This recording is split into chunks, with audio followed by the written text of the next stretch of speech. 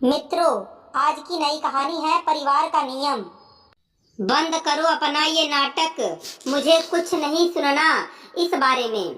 मुझे मम्मी ने बोला कि तुम पापा मम्मी से माफी मांगो। रमन बोले, तब तो माफी आपको भी मांगनी चाहिए क्योंकि आप उनके बेटे हैं। आप ही पापा से झाड़ू मांग कर लगा लेते। मिनी ने जवाब दिया, बहस मत करो, मम्मी ने जैसा कहा है वैसा करो, मुझे और कुछ नहीं सुनना इस बारे में। रमन चिल्लाकर बोले। मिनी समझ गई थी कि इसमें बहस करना बेकार है और बात का बतंगड़ बनेगा। मिनी की शादी को 1 साल हुआ था।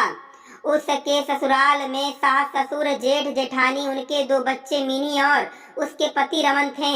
मिनी आज अपने पति रमन के साथ अस्पताल गई थी। उसकी HSG जांच होनी थी, वही कराने के लिए वे दोनों अस्पताल गए थे। वहां काफी भीड़ थी।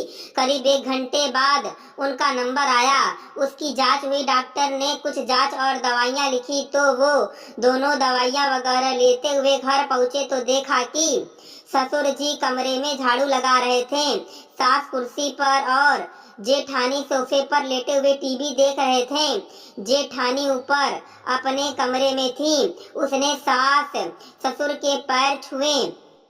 उसके ससुराल में नियम था कि बहू घर से कहीं बाहर जाए और वापस घर आए तो सब बड़ों के पैर छुए और अपने कमरे में आ गई।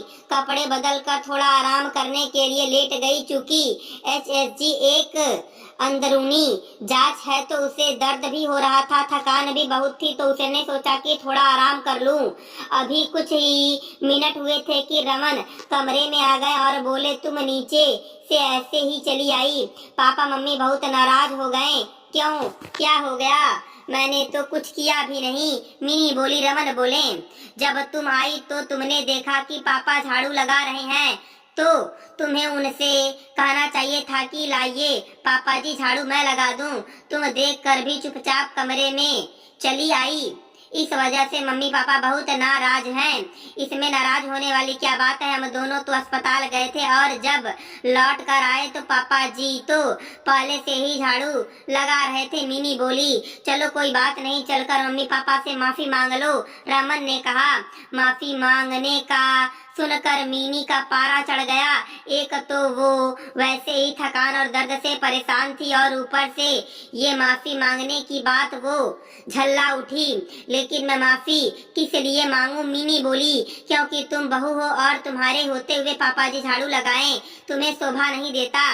जब तुम आ गई थी तो तुम्हें पापा से बोलना चाहिए था कि दीजिए पापा जी झाड़ू मैं लगा देती हूँ।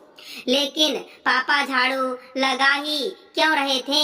वहां पर मम्मी जी बैठी थी, उनके बड़े बेटे भी जेठ लेटे हुए थे, तो क्या पापा जी उनसे नहीं कह सकते थे? और फिर दीदी भी तो अपने कमरे में ही थी, उनको बोल देते। और आप तो जानते हैं मैं कितनी तकलीफ में हूँ, ऐसे में मैं अस्पताल से आकर तुरंत काम पर लग जाऊं।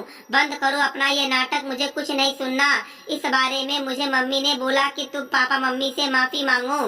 रमन बोले, तब तो माफी आपको भी मांगनी चाहिए क्योंकि आप उनके बेटे हैं। आप ही पापा से झाड़ू मांग कर लगा लेते। मिनी ने जवाब दिया, बहस मत करो, मम्मी ने जैसा कहा है वैसा करो, मुझे और कुछ नहीं सुनना इस बारे में। रमन चिल्लाकर बोले। मिनी समझ गई कि इनसे बहस करना बेकार है और बात का बतंगड़ बनेगा। वो बोली, ठीक है, मैं माफी मांग लूंगी, और उठकर ससुर जी के पास गई। सास व जेठ भी वहीं बैठे थे और ये भी वहीं पहुंच गई। मिनी बोली, पापा जी मैं सबकी तरफ से आपसे माफी मांगती हूँ। मम्मी, जेठ जी, दीदी और मेरे और इनके होते हुए भी आपको झाड़ू लगानी पड़ी और हम में से किसी ने भी आपसे ये नहीं कहा कि आप रहने दीजिए, हम कर लेंगे, आप हमें माफ कर दीजिए। मिनी के इस तरह माफी मांगने की किसी को उम्मीद नहीं थी। सब एक दूसरे का मुंह देख रहे थे। दोस्तों, मैं उम्मीद करता हूँ कि आपको यह कहानी पसंद आई होगी।